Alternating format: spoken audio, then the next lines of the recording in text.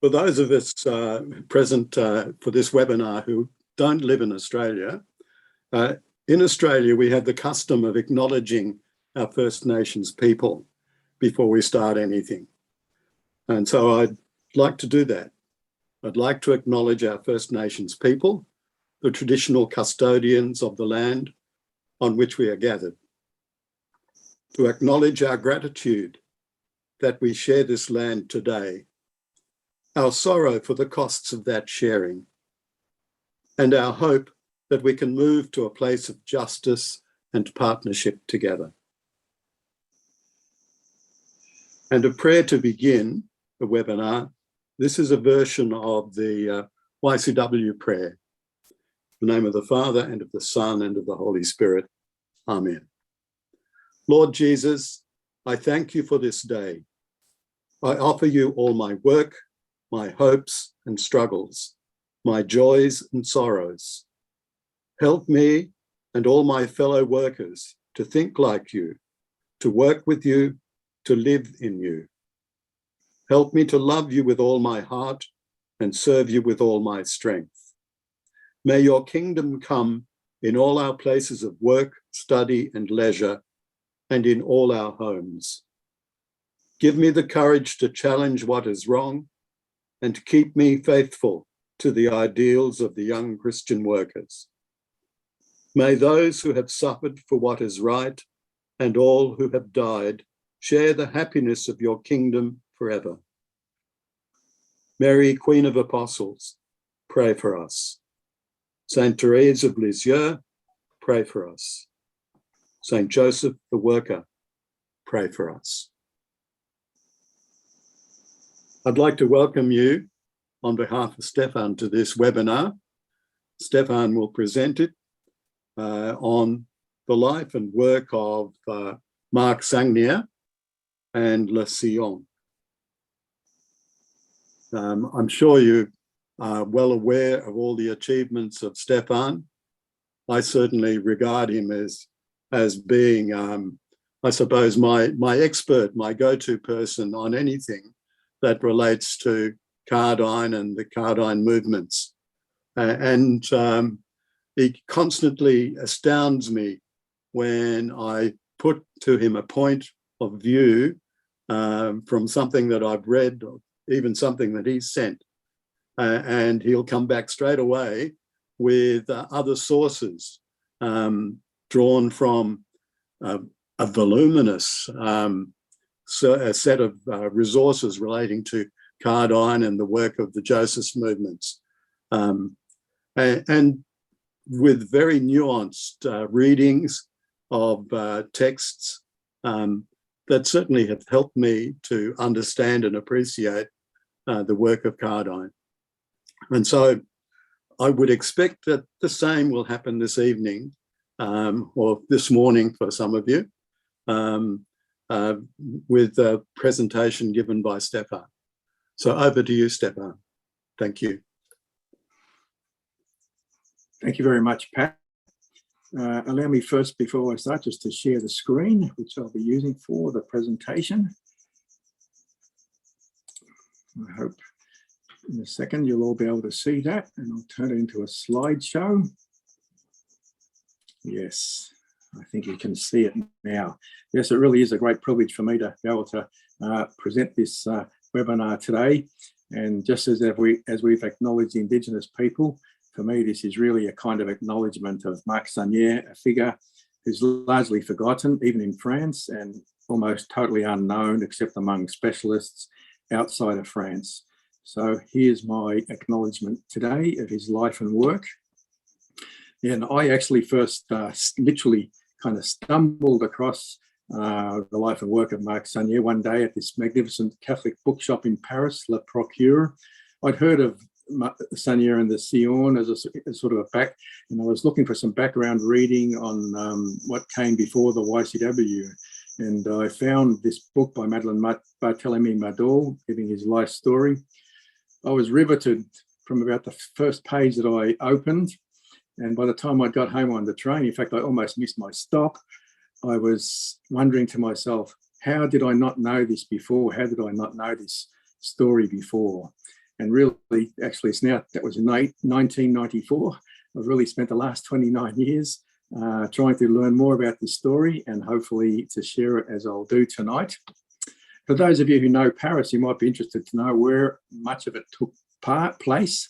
I don't know if you know the Saint-Sulpice Church, or if you know the Catholic Institute in Paris, the Luxembourg Gardens, as you can see by the blue lines around there, all of it took place there.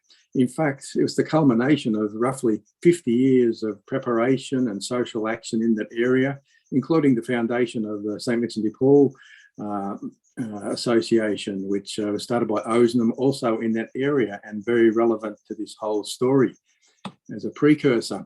But of course, Marc Sangnier was born exactly 150 years ago, last week, 3rd of April, 1873. He did come up from an elite family. His father was a lawyer and a land developer, but he was also a disciple of a well-known social reformer at that time by the name of Frederick Laplay, who will cross a bit more in the course of this talk. And his mother was a woman called Thérèse Lachaud, and she was from the liberal bourgeoisie of France at that time. But the big thing was, I suppose, that apart from his family, the big formative influence for Marc Sangnier was the school that he went to, which still exists there in Paris. It's called Stanislas College. At that time, it went from basically kindergarten through to undergraduate studies, what we might call today a K-15 school. And Marc studied there for all that time, and that's where the apostolic work that became the Sillon actually started. He also was a student at the Polytechnic School in Paris, not of great interest to him. He actually flunked some of his exams, mainly because I think of his interest in the work that became the Sillon. And he died in 1950 on the 28th of May, which was actually Pentecost Sunday. Quite meaningful, really, I think, to die on that day, because certainly what he lived was a new Pentecost, as John the 23rd would have liked to have called it. And I've mentioned already Stanislas College, which, yes, it was an elite college at that time and still today, but it had this social action history going back to the 1840s, when the director was a priest called Alphonse Gratry. Now, I haven't got time to explain his story to you, but suffice to say that when we speak of signs of the times today, reading the signs of the times in the post-Vatican II church, he was speaking about reading the signs of the times back in the 1860s. He recruited a young layman to teach at the school by the name of Frederick Ozanam. Ozanam didn't stay there very long because he wanted to get into the secular university, where he saw that he would carry out his lay apostolate. So this had a huge impact on the history of the college, and in fact, I would say the impact lasted for at least 50 years in the memory of the school and its ethos. As mentioned, it was also a university college. This was also the time the Catholic Institute was starting in Paris, but Stanislas had a different tradition. If the Catholic Institute was Thomistic, this one we could say it was more Augustinian, and it was run at that time by Marianist fathers, some of whom played very key roles in this whole story, including a brother. They called him father, but he was actually a lay brother, Louis Cousin. And for those who are a little bit into philosophy, you may be familiar with Maurice Blondel, one of the greatest Catholic philosophers of the 20th century. He was teaching at Stanislas at that time, the 1890s, and actually taught some of the Sillon founders, although I personally don't think his was the actual key influence in all that. The key influence in all that was another philosopher by the name of Léon Olly-Laprune, who we'll meet further in the course of this talk tonight. But further, I think it's important to understand also a bit more of the background. I think we're all familiar with the Industrial Revolution, especially those of us who have come from a Cardijn YCW tradition.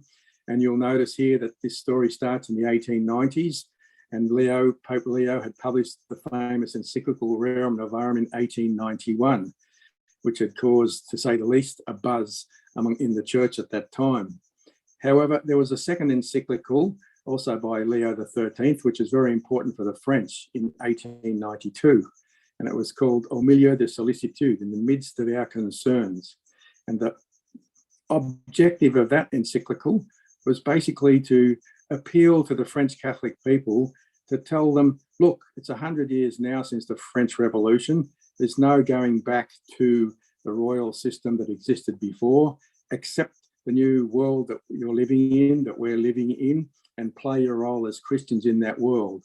In other words, be Christians in the republic that was emerging in the midst of that democracy that was also emerging in France of that time. And these two things, encyclicals, had a great impact. You'll see just within 2 years of those encyclicals, the first groups of what became the Sillon emerge at that college.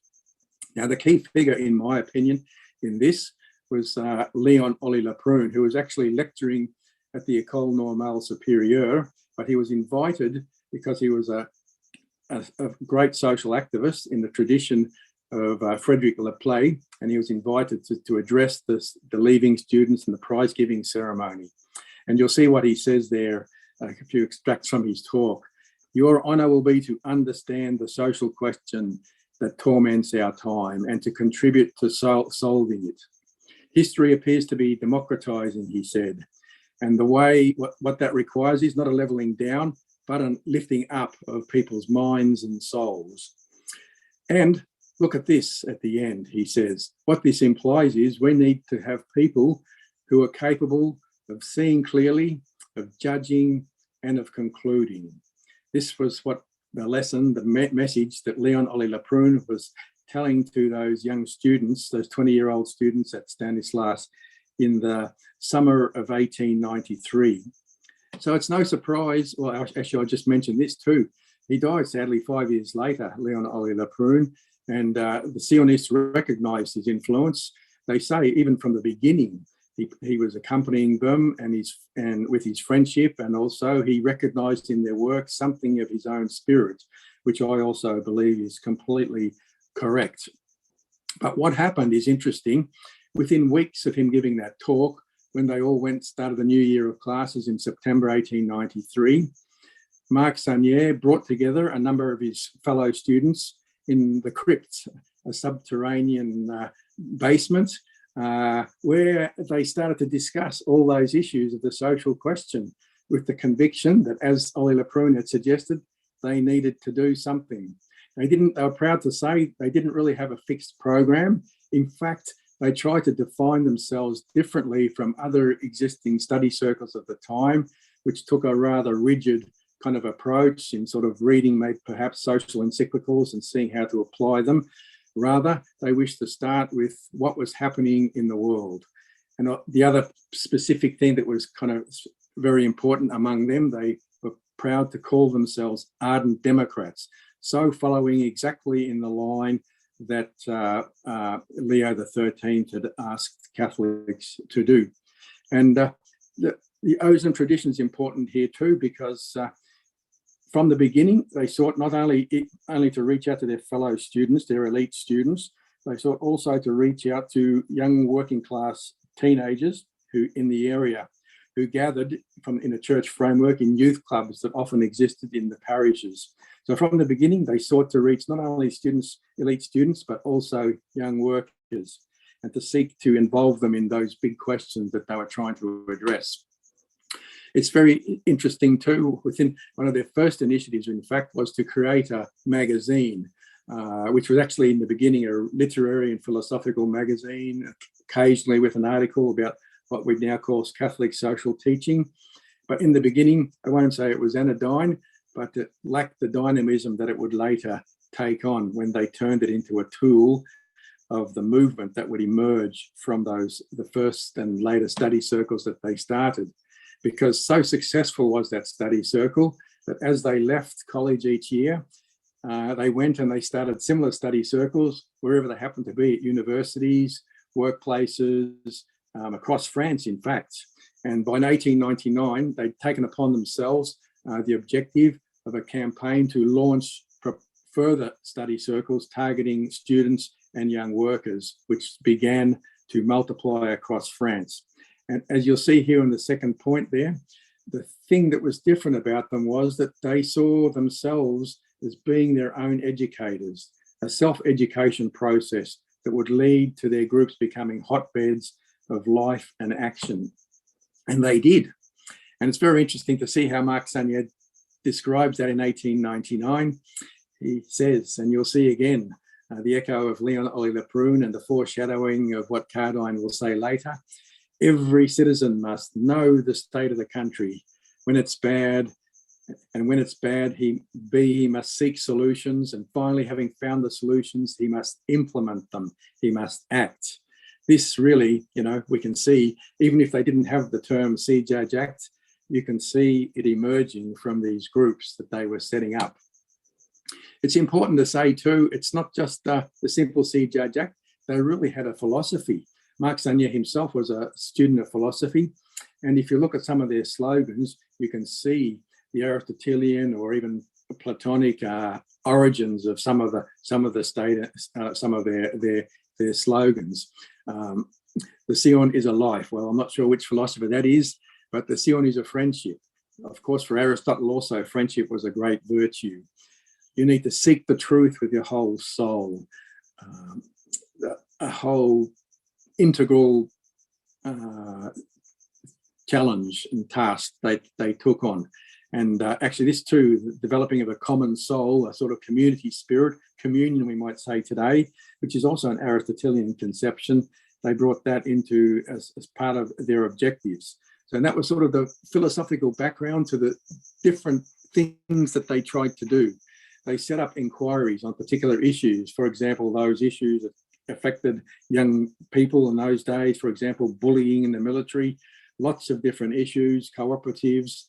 They taught people how to speak publicly, take on the task of public speaking, all sorts of events and study walks. They do tours of Paris to study like what we call today sort of immersion tours, looking at different social problems that were happening in the area. They set up libraries to provide learning facilities for those young workers, and popular institutes, a sort of, young adult education centres, and a flourishing range of social action, cooperative savings, bakery, restaurant, all kinds of things like that. An amazing range of activities that they had that came out of those initial study circles. And the strength was so strong that as I mentioned, they took over the magazine, which had been a literary and philosophical magazine, and turned it into a tool of what they call democratic education. So from around about 1899, the Sillon becomes their organising tool. And also, of course, that's where the movement that was starting to emerge from those social act study circles was emerging. By 1902, these study circles had emerged across France, and they organised what became the first National Congress of Study Circles, bringing people from across France, all the major cities, rural areas, different dioceses. And you can see just by the photo, the scale that obviously wasn't the first one, but I think the photos from about 1908 or 9, within the 6 to 8 years, these have become huge events across the country. And by 1905, they had actually started to identify themselves using the term movement. In fact, I think they're the first. I really don't know of any other Catholic organisation that consciously took up the phrase and of calling themselves a movement. So again, in that sense specifically, they were pioneers. And what's interesting, they tried to further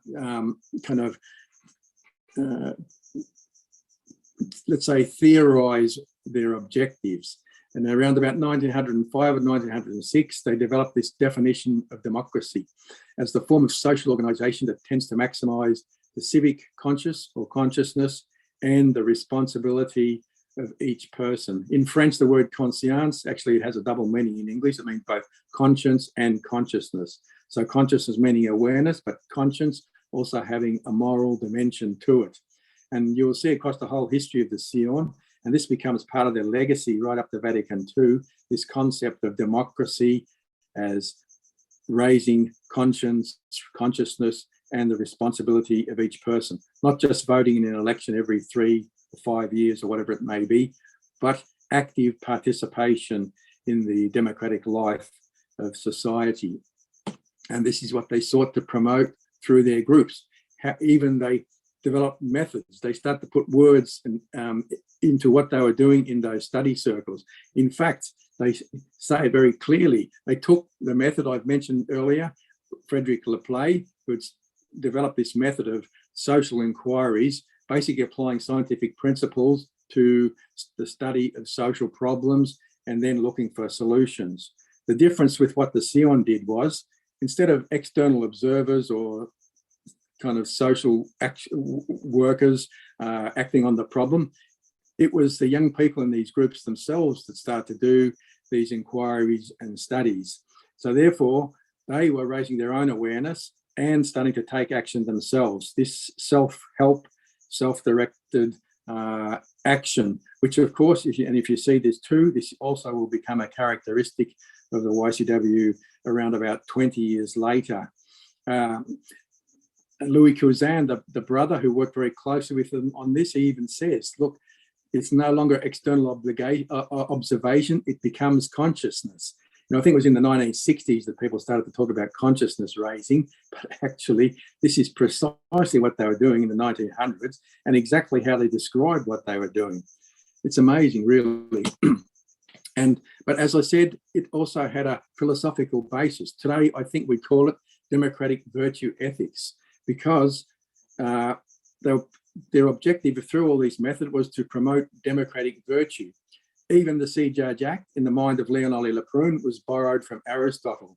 For Ollie Leprune, political leaders, he analysed the way political leaders worked. First, they need to see. Secondly, they need to judge. Then they need to decide, because that's what political leaders do. But this becomes a habit. This becomes a democratic habit. Therefore, this is how we develop virtue. So by practicing the C. Judge Act week to week or month to month in these groups, these study circles, this is how democratic virtue is developed. And some of these things, I'm going to just mention this one here. There's so many things I could talk about in the kinds of actions, but this person, I don't know if it'll be very familiar to you and us in Australia, but anyway, he's famous internationally, Jules Rimet. He was one of those young Sillon leaders in the late 1890s, trying to take action with other young workers to bring them together to meet their needs.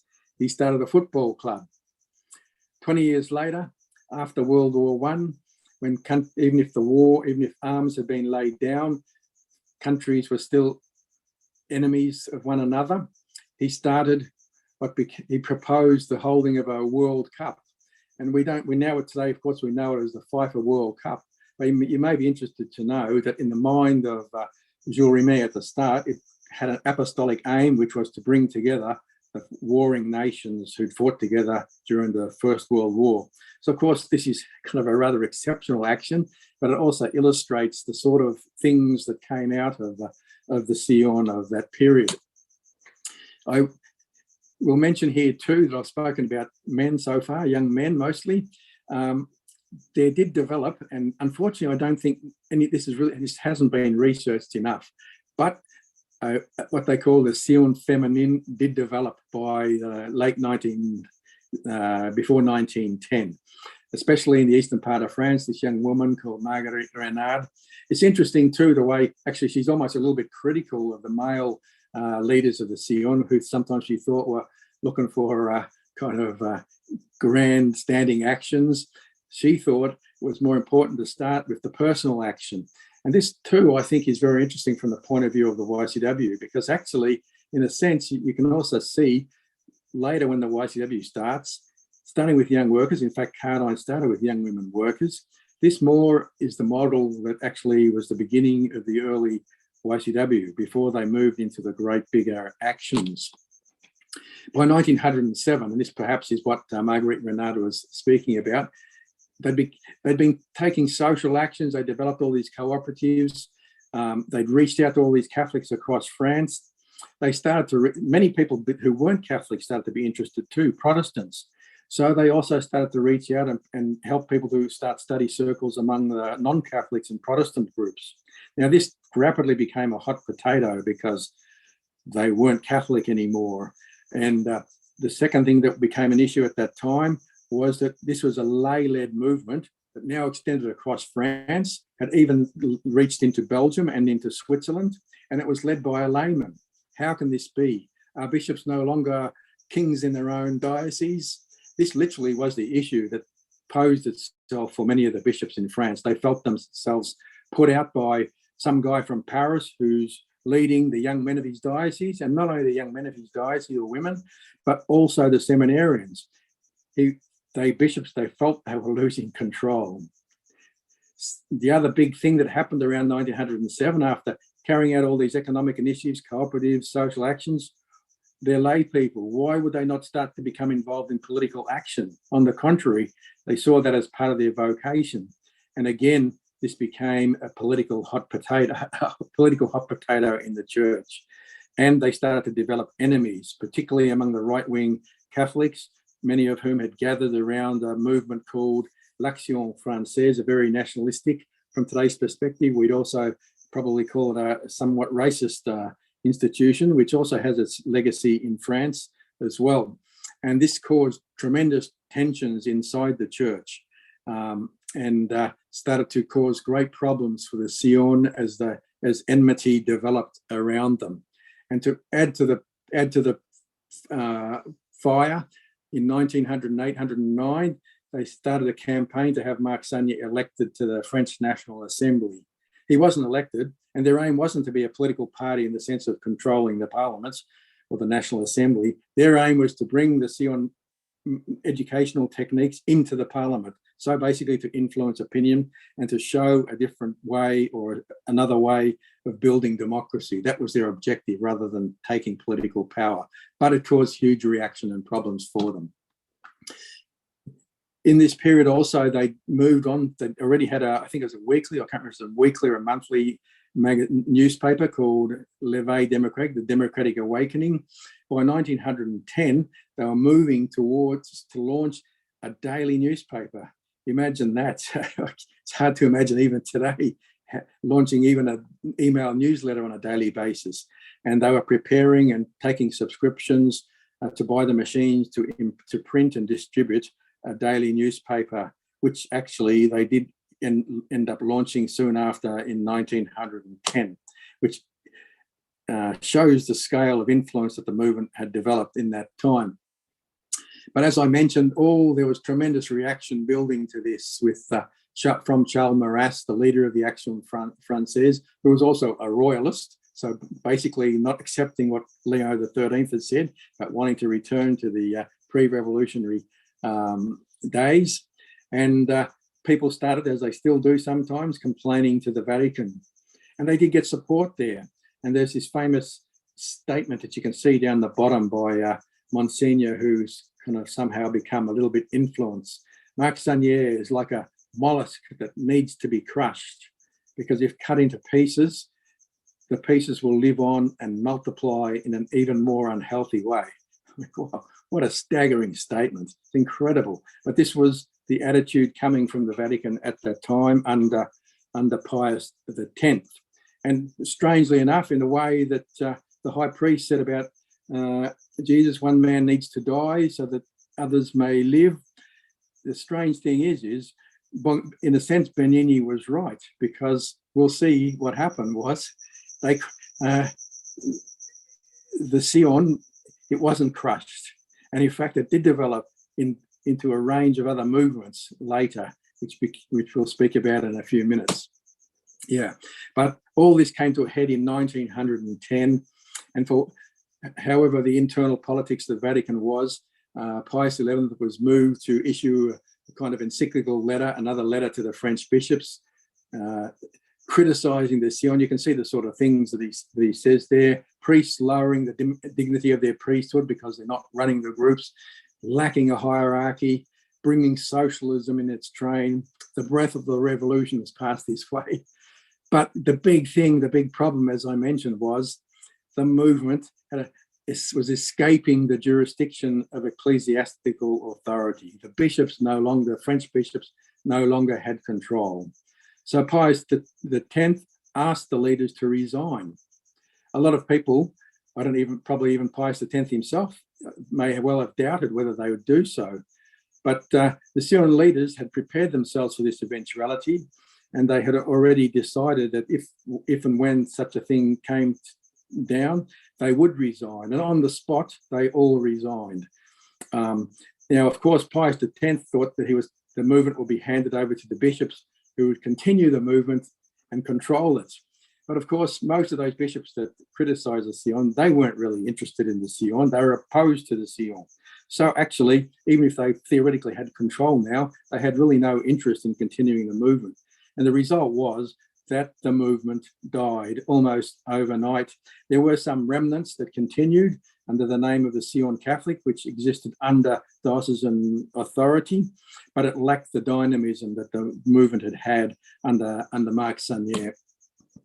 And this all caused a tremendous shock because, especially among the opponents of the Sillon, they thought that if anything, they expected Marc Sangnier to rebel and to take the Sillon outside of the church, which is actually probably what a lot of them wanted. And they didn't really know what to do when this happened. And even then, it was a huge thing. You can imagine what it was, a movement on that scale to be closed down overnight. And Marc Sangnier said himself that he felt that he'd received a special grace from by praying to Saint Therese of Lisieux to make that decision. One thing, redeeming thing that they were allowed to do was to continue that publication, La Démocratie, as a secular newspaper, and it did continue, especially under the leadership of a young man by the name of Henry de Roure, who was the second, just incredible organizer, Henry de Roure. I think we ought to know Henry de Roure as well as we know Marc Sangnier, because I don't think the Sillon could have existed without him. It's interesting to see what he said about Pope Pius XI's decision. He wrote, just after the letter was written, "If we desire the good of the church, we have to desire it as she, the church herself, desires it." Quite a really, I don't know what's the right word, astounding sort of statement, humility, whatever's the right word for it. But, it did have a great impact, 3 months later, I think he's writing this letter to his mum. "Our dreams were so beautiful, our ambitions so noble, our naivety so generous. We need to go down on our knees to speak of the things that we have loved." So you can see the kind of the cost, the emotional cost that it had on the people that had been leaders and members of the Sillon. It didn't stop Marc Sangnier from continuing his work. I won't go into that much, but suffice to say, he launched a range of activities for the rest of his life, a movement called La Jeune République, which took up a lot of the action of the Sillon in the secular sphere. He was recruited by the French government to kind of be an intermediary with Benedict XV during the war to seek peace with Germany. After the war, he became a big peace activist, launching a whole series of international democratic peace conferences to rebuild the relations between Germany and France and the warring party. It had a huge impact, those congresses. And in the 1930s, he launched Youth Postels, Peace Volunteers. You're almost out of breath just looking at the range of activities that he was involved in. And again, during the war, was a great support, underground support to those who were resisting Nazism, was also arrested and in danger of being deported himself. And after the war, finally, he was named honorary president of a post-war political party called the Mouvement Républicain Populaire, of which many former Sillonists, even former Joseph leaders, had become parliamentarians, and which was the first post-war government in France. So just an amazing life, really. And we can see the impact that he had, not just in the range of actions, but especially when he died in 1950 in this moving letter from Archbishop Angelo Roncalli, who was at that time the nuncio in Paris, future Pope John the 23rd. He says, writing to Marc Sangnier's wife, "The powerful charisma of his words and his spirit enthralled me. His noble and frank humility in accepting the admonition of the Holy Pope, of the Holy Pope Pius XI, and he regards it as an affectionate and well-meaning admonition. But this was the true measure of his greatness in the eyes of John the 23rd, the fact that he could take on board that humiliation by the Pope." And he said, look at this last paragraph, "Souls as capable of remaining as faithful and respectful to the gospel and to the church are made for the highest ascensions." Now, I don't know, there's only one way you can interpret that, really. if they ever start the canonization process for Marc Sangnier, I think this is the first document they'll be introducing into the process, because now Roncalli is Saint John the 23rd, and to have him on your side at the start of a canonization process, well, what better testimony could you have?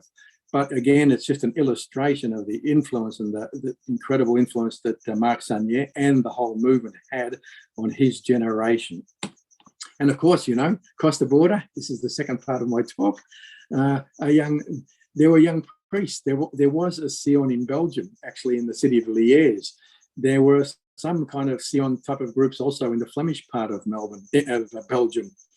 And a young seminarian there, Joseph Cardijn, read what he said when he first starts to learn of this Sillon movement while he's in the seminary in 1903. Oh, you need to measure the loving capacity of a virginal heart aged 20 years to understand the explosion of enthusiasm that the Sillon inspired in him. It's just amazing, really, just even to read what he says.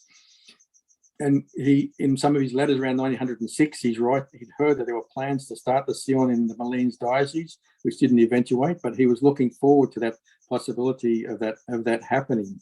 And in 1907, he went on a study tour to France, where he actually met those groups. And he kind of saw in practice what that movement was doing. I think he was so enthusiastic about it, and it was already starting to develop kind of action among his colleagues, that the Archbishop of Malines, the Cardinal Mercier, wanted him to cool his heels. So he sent him off to teach Latin at a minor seminary outside of Brussels. Now this is where he stayed there for the next 5 years, Cardijn, and later he talk about that as a kind of a providential retreat. Well, in a way, it was providential too, to the extent that by being isolated in that college there, he was somehow protected from all that turmoil that surrounded the Sillon in those last 3 years of its existence until 1910. So by the time he was finally sent to a parish in 1912, things had sort of calmed down again. And in a sense, the fact that the Sillon didn't exist anymore with all that conflict around it gave him free rein to start something new again. And it's just amazing to see what he does. Within weeks of arriving in the parish of Notre Dame in Laken, well, who does he go to work with? People who had been close to, formed by, trained in the methods of the Sillon. Victoire Cap, the young woman there, she had actually learned the methods of the Sillon, which I've just spoken about, from the Sillon which existed in Liège. Fernand Tonnet, who became one of the founders of the YCW, he had learned the Sillon methods from a parish on the border, French border, where his father had been working in those years. Very interesting to note here, 1912, young Fernand Tonnet, I think he was 18, in Valenciennes, which is another border city. They started a new youth group, and they launched a new youth group on this day, the 25th of August. In a way, you can interpret that how you might think of it, but the way I sort of interpret that is it was kind of saying to Pope Pius X, well, you may have decided something, but we're going to keep going. We might have a different name, but we are going to keep going. They took that date. I think it was deliberate. They took that date deliberately to launch their new successor to the Sillon movement in France. And Cardijn made no bones about it. He said even to Tonnet, he wrote to Tonnet saying, we're going to be like the Sillon, but we're going to be even more so. We're going to be even stronger on the worker character. We're going to be even more reaching out to the poor. That was Cardijn's clear idea, stated publicly, which also started to cause problems for him, because here's this guy, less than 10 years after the Sillon had been closed down on, inverted commas, the orders of Pius X, starting to do something which looked very much like the Sillon, which has been closed down. And as I say, he made no bones about it. You see many times Cardijn, he'll use those words, conscience and responsibility. It becomes almost the watchwords for him. In fact, I suspect one day I'll have to count it. He often talks of promoting conscience and responsibility, even more than he ever uses the phrase, see, judge and act. So it's very clear what he's trying to do in that period, before the war and straight after the war. And what does he do then? He invites Marc Sangnier to come to Brussels. How could you be more clear about what you're trying to do? And look at the words that he says. It's the privilege and the reward of the sorrow of the ideal to be unable to constrain the range of his fertile gesture. The birds of the sea the winds of the air and the birds of the sky carry off that seed and deposit somewhere far away. In other words, in Belgium, where God's dew fertilizes it and multiplies it. It's a clear claim to, you could say, the heritage of the Sillon. And that's exactly what he says there. They're trying to do exactly what the Sillon was doing, flourishing, promoting the perfecting of consciousness and responsibility of the most humble citizens. And Sangnier himself, of course, he spoke to Cardijn. He was deeply moved by this. He felt it was a most intimate meeting of comrades. But of course, and this is very interesting. By now, 1922, we're arriving. Pius XI comes onto the scene, and it's very interesting. What does Pius XI do? Within weeks of being elected Pope, he sends a message of solidarity to the 1922 International Democratic Peace Congress. In other words, all is forgiven. Now we're on side. It's a very clear signal given by the Pope, almost from the start of his pontificate, to show that what Marc Sangnier was doing was back in favour. In fact, there were a number of efforts made to ask Sangnier to restart the Sillon. But, the spark had gone. He was older. The war had happened. Many of the key leaders of the movement had been killed. He certainly didn't feel the capacity. That time had passed. So what happened was there was sort of this explicit or implicit search. Who's going to be the one that takes up the role of the new Marc Sangnier, you could say. But at the same time, back in Belgium, because this was happening, the same dynamic emerges as what was happening in France. The Action Française had a lot of influence in Belgium, and they raised the same problems, caused the same, did the same attacks as it happened 15 years before, which of course caused a huge dilemma for Cardinal Mercier, because how could he approve a movement that was publicly stating that how close they were to what the Sillon had done? How could he then approve what Pope Pius X had condemned less than 15 years earlier? And this is what caused the need and the generosity also of Mercier, who gave Cardijn a letter of introduction to go and see Pius XI. Now, of course, Cardijn was not aware of these internal dynamics in the Vatican.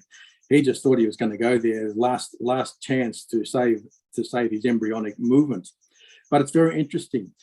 He actually got a personal audience. We all know that story from the YCW history, that he had not just even a general audience or even a group audience, but an individual audience with Pius XI, arranged by these two priests, Monsignors Phil and Glorieux, who had also been intermediaries for the Sillon 15 years ago. So you can see all this was working in Cardijn's favour, even if he didn't know about it. And of course, the result of that was Pius XI gave his endorsement to what Cardijn was doing, and within 10 years it had been endorsed as authentic Catholic action. So we see from all the problems that the Sillon had, now the JOC, the emerging JOC, had been able to pick up the pieces and start something new. And as I mentioned, those in Belgium had Cardijn worked with those who were close to the Sillon. Exactly the same process happens in France. The founding chaplain, he had been a member of the Sillon. When he started the first YCW group in his parish, the neighbouring parish attacked him for trying to start the Sillon again. People could see what they were trying to do. And what they were trying to do was to show people how that religion could be lived in the middle of life and making known what they're doing in the testimony of their lives. And not only that, but other movements started as well, what became Catholic, specialised Catholic action. We never had this in Australia. The JAC was a movement for a rural kind of YCW. All of those movements in the late 1920s, they had so many links, personal chaplains, even parents who started these new movements on the model of the Sillon. And we see what happened in 1935. What day did they choose to have their first international congress? The opening, 25th of August, 1935. It's almost like they're explicitly claiming sort of to restart almost on literally the day on which the Sillon had been closed down. And even up to today, it's still it's still regarded as the foundation day of the International YCW. And 2 years later, another international congress there in Paris before 80,000 people. And the Archbishop of Lyon, Cardinal Joliet, leans towards Marc in a very emotional moment and says, Marc, rejoice this evening because you're one of the great architects of this marvel that we have just witnessed. So you can see the recognition that was there, even if the Sillon had died, its contribution was starting to be recognized among those who knew. And this continued over the next 30 years. Most people didn't know about it, especially outside of France, but there was a whole generation of people in France that did understand that. And you can see the echoes of it right up to Vatican II. And it's very interesting to see Cardijn's speech, interestingly, on religious freedom at Vatican II. Look what he says in that last paragraph there. I've helped young workers to see, judge, and act by themselves in order to become conscious of being responsible. So you see, Cardijn puts the two halves of the equation together. The purpose of the whole process of the See Judge Act is to enable people to become conscious and responsible in their everyday life. It's a clear acknowledgement again of the Sillon. And they recognise this too. Those that were still around after World War II, after Vatican II, they recognised it. Ernest Pezet was one of the last ones.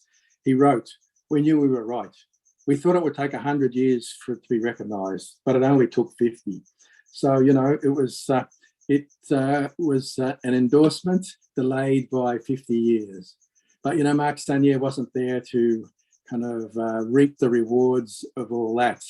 And it's very interesting. I'll conclude with this, what Madeleine Barthélemy-Madol says, you know, in a way, she knew him. She knew Marc Sangnier when she was a young, kind of almost a teenager, when she was 18 or 20. So she worked with him day to day as one of those peace volunteers and the different events that were going on. And she says, to me, Marc Sangnier, as I knew him much later, behind the good humour and deep cheerfulness, despite the vitality of his successive creations, was secretly the man of the lightning-struck Sillon, marked with an unhealing wound. The unfathomable melancholy of some of his writings fully illustrates this. I think in that paragraph, it's in the introduction, but I think she's there telling why she wrote his biography, because I think it's true from what I've known of Marc Sangnier. I think that's very much, he suffered that unhealing wound for his whole life. I think personally, others mightn't agree, but when I look at that photo on the cover, it reminds me of that famous photo from World War II of that soldier with the 1,000-yard stare. And I think there's very much of that in Marc Sangnier in the last years of his life. He didn't feel that the work of the Sillon had been completed.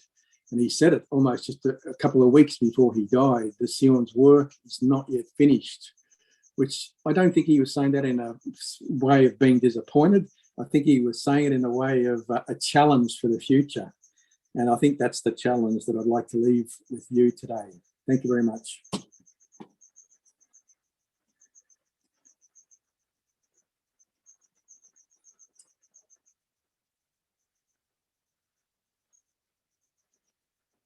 Well, I don't know what to say now. Anybody want to make any comments or ask any questions? Feel free. You probably need a break after that, so you can have a break too. But anyway, I just wanted to, you know, to share this because so few people outside of France know this story, and it's so important, not just for the YCW. So that's it. I think it's very important for this story to be known outside of France, or to all those who come from a Cardijn background, to know what we owe to those who came before us. It's, as I said at the beginning, it's kind of an acknowledgement, but also it's part of our history, it's part of our ethos, and there's so much to learn, I think, from if we talk about rebuilding the YCW, rebuilding the YCS, or building new movements, you really cannot look past the Sillon, in my opinion. So now I stop. I've probably stopped you all in your tracks as well. Anyway, yeah. Pat, anything to say?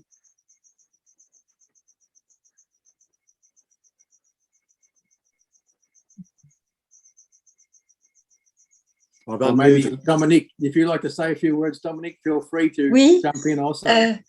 Est-ce que tu m'entends? Vous m'entendez? Yes, I hear you. Do you want me to translate for you, or can you speak in English? Oh là là, oui, je préfère que tu peut-être traduises. Alors, Okay. il y aurait tellement de choses à dire, mais au sujet, à propos du Sillon, des jeunes, il y a eu de nombreuses personnalités de jeunes gens catholiques absolument hors du commun qui sont tombés complètement dans l'oubli, mais ils le voulaient. C'est-à-dire qu'ils voulaient rester dans l'ombre, ils étaient au service de l'intérêt général et pas de leur propre intérêt. Donc, ils l'ont voulu rester dans l'ombre. Et beaucoup d'entre eux aussi sont morts à la guerre de 14. Il faut ça aussi. On ne sait pas ce qui se serait passé plus tard s'ils avaient survécu à la guerre. Bon, ils sont tombés. Donc c'est Stop, Mark. oui. Yeah, so I'll just give a sort of summary of what Dominique has said. Mm. She says actually a lot of those people did fall into kind of that they were forgotten, but for some of them it was almost intentional because in fact, they didn't want to put themselves forward. They saw themselves as serving the general interest, the common good, and so they just went about doing their work without kind of basically seeking glory. And of course, Dominique also mentions the fact that many of the key leaders have been killed in the First World War. Okay, continue. Oui. Et alors aussi un autre point, cette blessure profonde dont tu parlais, que Marc Sangnier, au moment de la condamnation du Sillon, oui, une blessure profonde, mais tous les jeunes aussi, tous les sionistes autour de lui, qui avaient entre alors 20 et 30 ans, eux aussi ont gardé cette blessure très profonde et ils ont gardé une nostalgie énorme de leur jeunesse, des années qu'ils avaient consacrées, des années de leur jeunesse consacrées au Sillon. Ils en ont gardé une nostalgie et en même temps une joie profonde toute leur vie. Mais la blessure a été très profonde, oui. Yes, Dominique says that wound, that unhealable wound was there not just for Marc Sangnier, but for actually many, if not all, of those Sillon leaders of that time who kind of stayed with them for the rest of their lives. But at the same time, there was sort of a lot of nostalgia among them for kind of what they lived and experienced in that movement. But at the same time, there was also a joy at what they'd done. And so it's kind of you could say maybe a double-edged sword in a sense. Yes. Oui. Continue. Yeah. Alors, il y a aussi un point que tu as évoqué lorsque Benoît XV, en 1916, a rencontré Marc Sangnier au Vatican et lui a proposé de restaurer le Sillon. Et effectivement, Marc Sangnier a refusé. Il a refusé parce que tu as donné certaines explications pour ce refus qui est très intéressante, et il y avait aussi le fait qu'il ne voulait pas raviver la polémique. C'était terminé. Il ne voulait pas, il avait un grand respect de l'Église et un grand respect et comment dire, il voulait la paix, il voulait l'unité. Il ne fallait pas à nouveau remettre cette polémique, tu vois, en avant. Dominique explains also in 1915 when Benedict XV had asked Marc Sangnier if he could relaunch the movement. First of all, things had changed, but secondly, also Marc Sangnier didn't want to reopen not the wounds, but the conflict that had led to the end of the Sillon. So this was also part of his thinking in not wanting to relaunch the thing. Oui, dans son souci constant qu'il a gardé jusqu'à la fin de sa vie, souci de la paix, de la réconciliation. So this was part of his whole concept of maintaining or preserving the peace and working for reconciliation, including in the church. Voilà. Voilà. Donc, moi, ce que j'admire dans Marc Sangnier, c'est que après la grande fracture de 1910, il a toujours continué à travailler à l'avènement du règne de Dieu, c'est-à-dire de justice et d'amour sur terre. Il a continué inlassablement à le faire jusqu'à l'extrême usure de ses forces et en y consacrant tout, son cœur, son intelligence, tous ses dons personnels et même sa fortune personnelle. Et ça, il l'a fait fidèlement jusqu'au bout et toujours dans le respect de l'Église. Ça aussi, c'est important à dire. Voilà. Yes. So actually, in all those post-Sillon activities that Marc Sangnier was involved in, peace and social education and everything like that, he totally devoted himself. Literally exhausted himself, including not only personal exhaustion, but also his fortune, the family riches, wealth. Everything was spent in the service of that work. And he did it in service of the church also. Dominique insists on this point that everything that he did, he saw it as in service of the church. So again, not wanting to reawaken those conflicts from before. Yeah, amazing. Voilà. My comment, just amazing, really, yeah. Thank you very much, Dominique. Much appreciated. Merci. Thank you very much, Stu. Yeah. Thank you very much. Stefan, can I say something? Sure. That was a fascinating talk. And I knew nothing about that background history to the development of the YCW.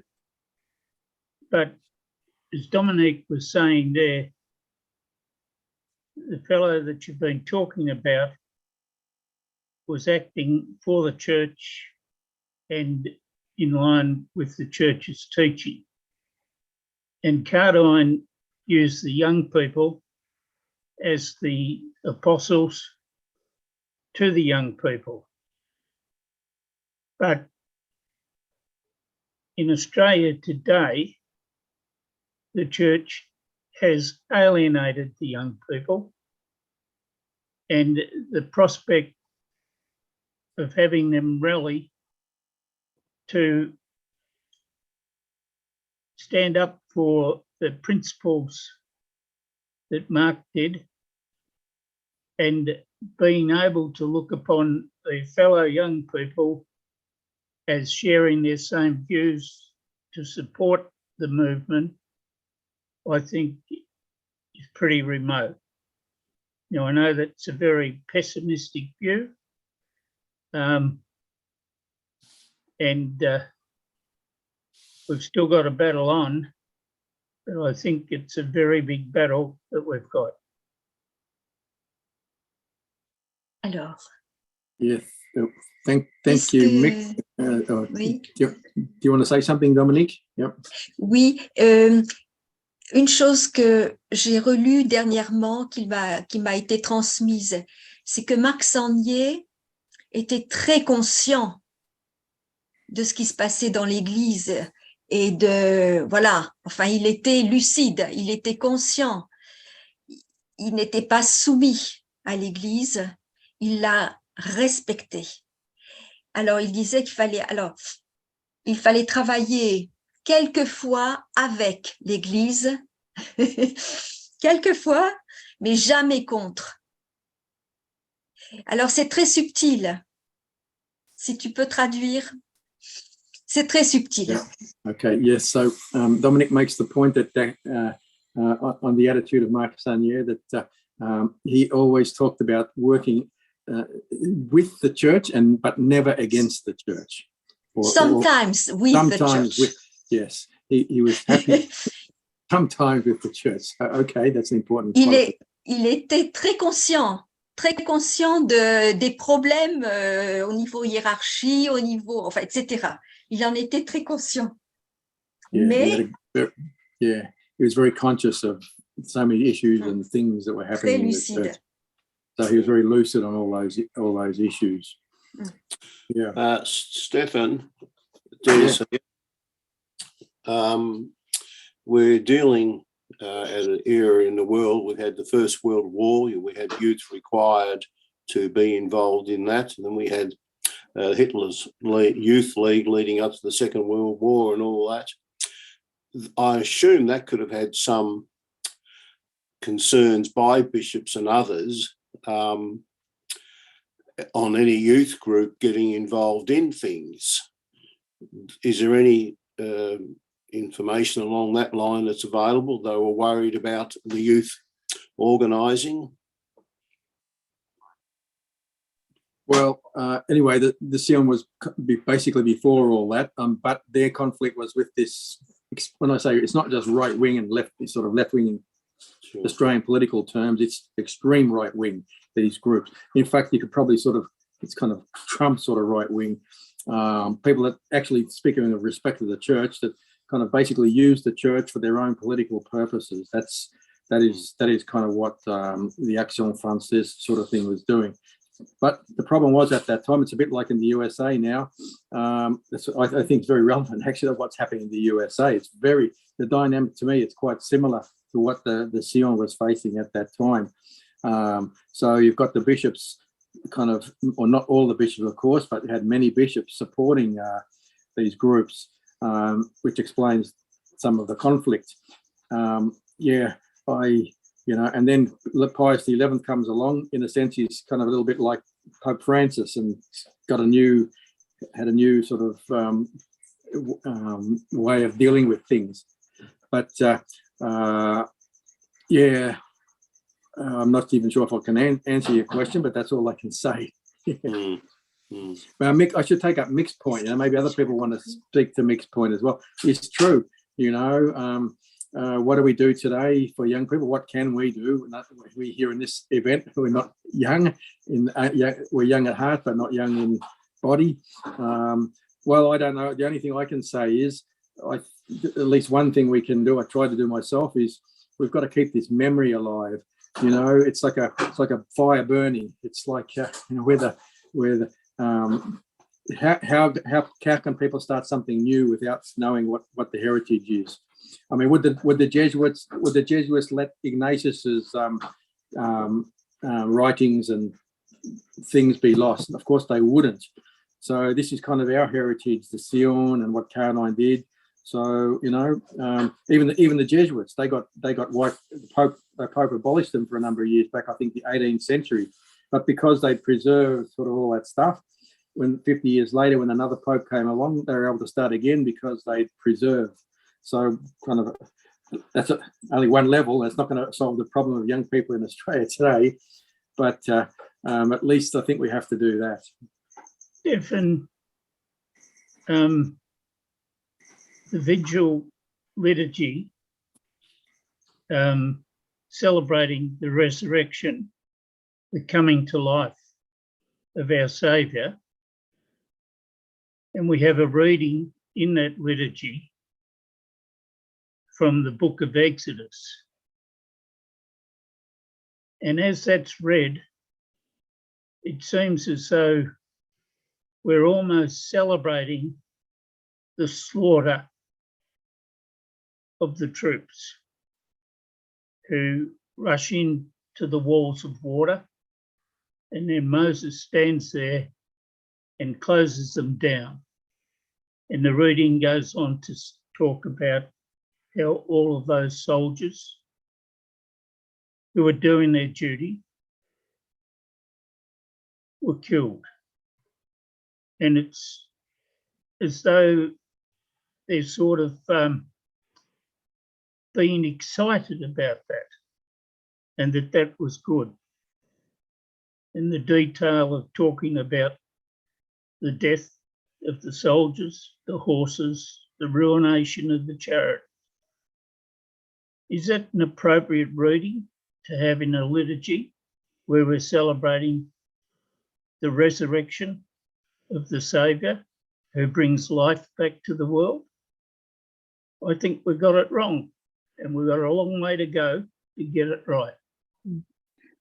I think, though, that in that that particular reading is for the Jewish people, sacred and holy, and it's their covenant with God. And if the Egyptians had gone through, they would have slaughtered all those people, men, women, and children. And so it's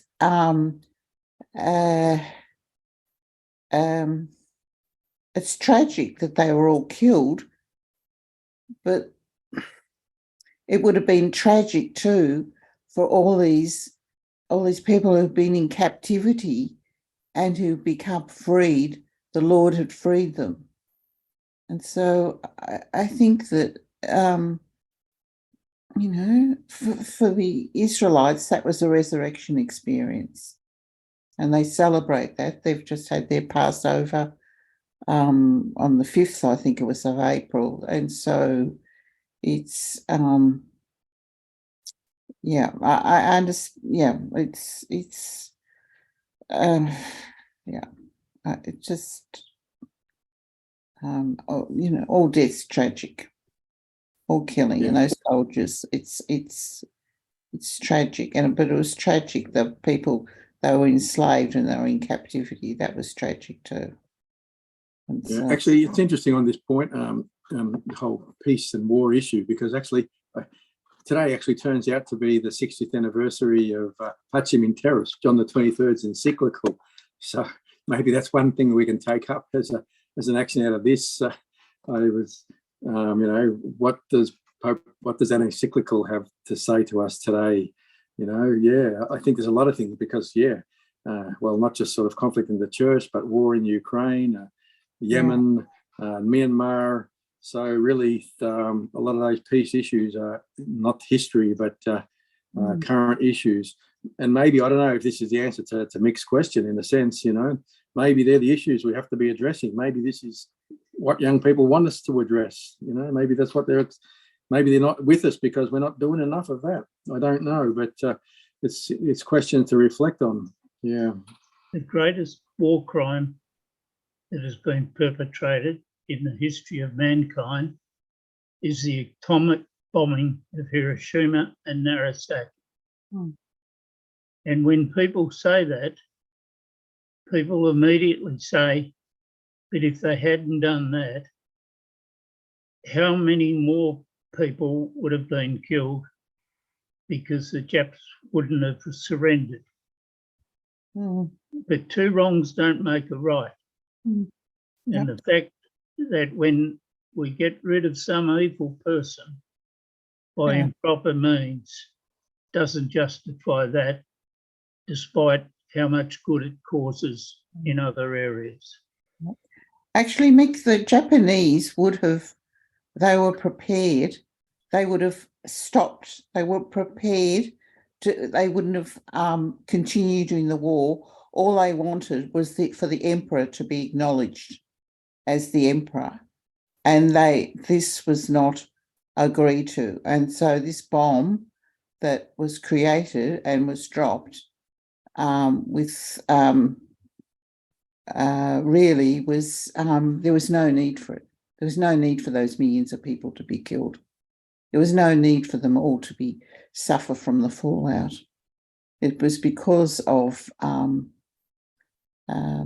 can't remember the author, but there's a book called Brighter Than 1,000 Suns, and it with Oppenheimer and how they created this bomb and that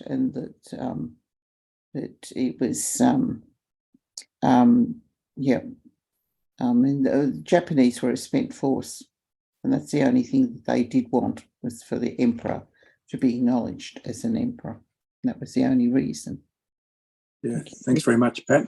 Just check if there's, because I can't see everybody on screen, if there's anybody else that's got any comments or questions that they'd like to make.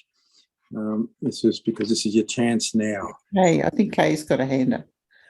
Yes, just feel free to jump in, because as I say, I can't see on the screen. Yep. Kay has to unmute, Stefan. I'm sorry?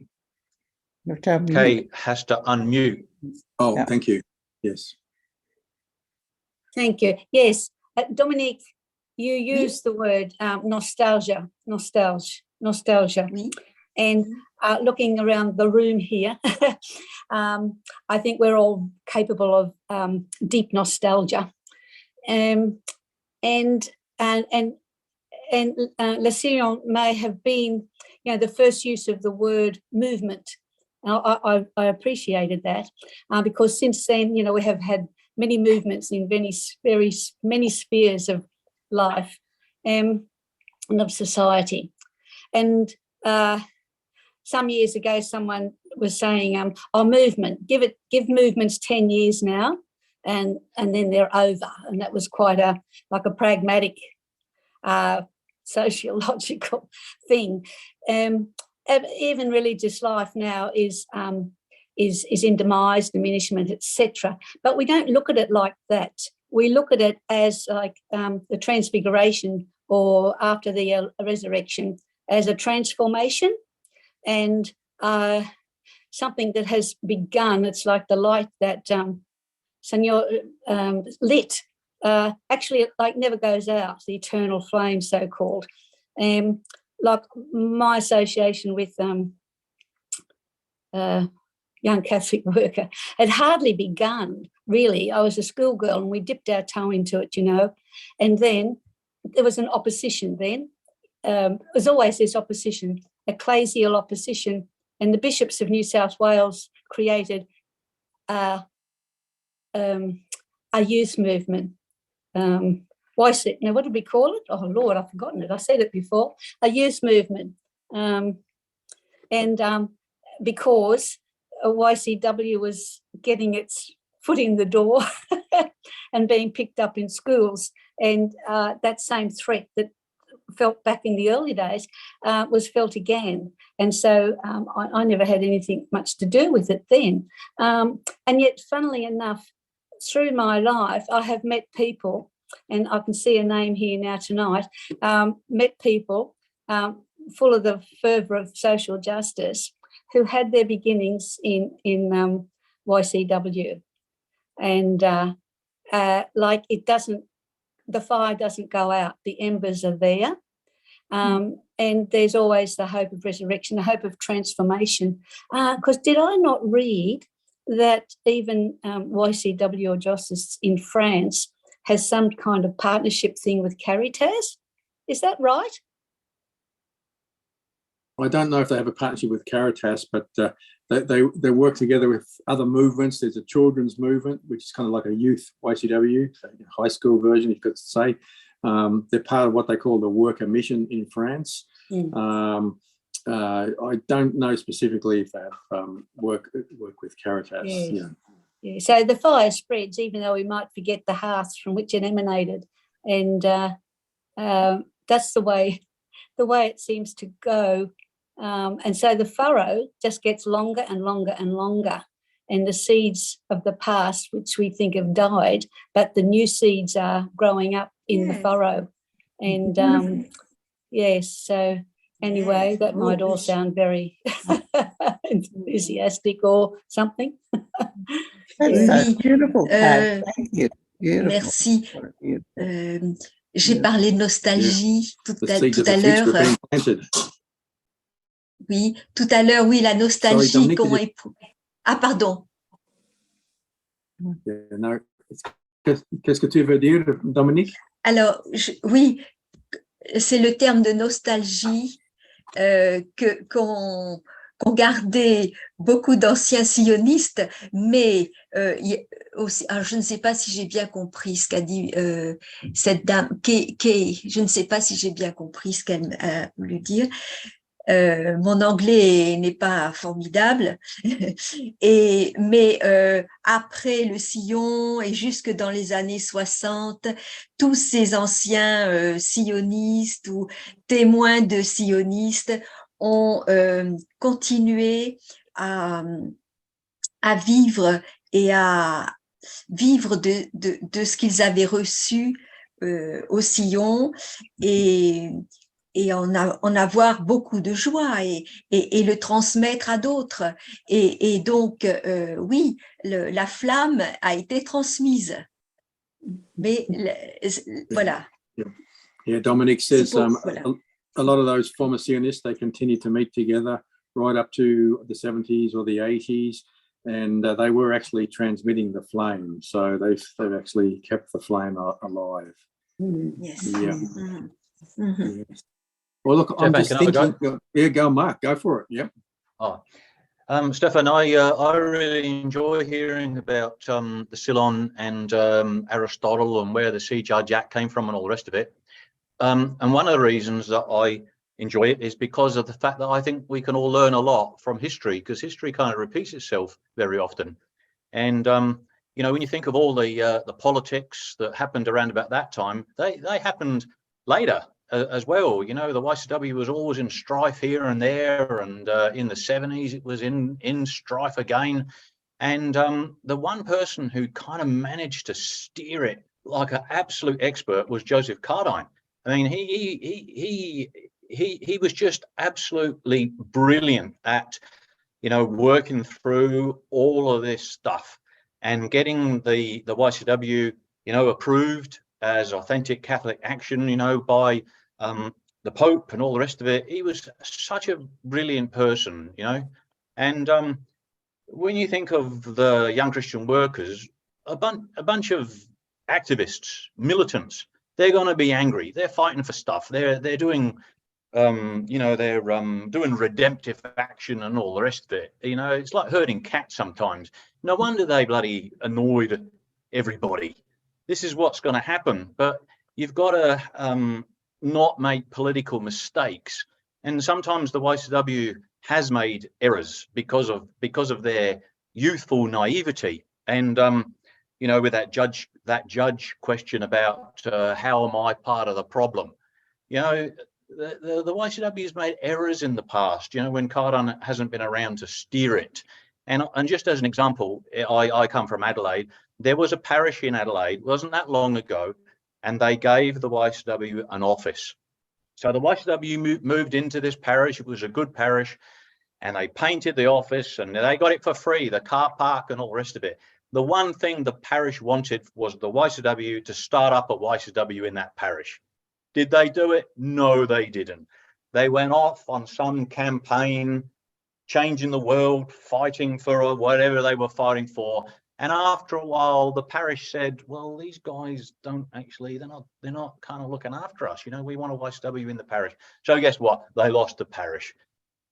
They're not listening, you know, straight out proper, you know, listening and, you know, a little bit of political savvy was all that was needed. And so, you know, I just think of Joseph Cardijn, what he went through. What a top fella.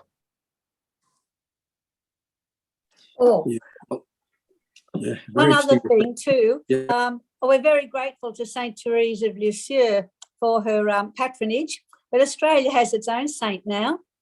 So, you know, let's let the Furrow keep going with a new patron or another patron. Excellent. Yeah. Yeah.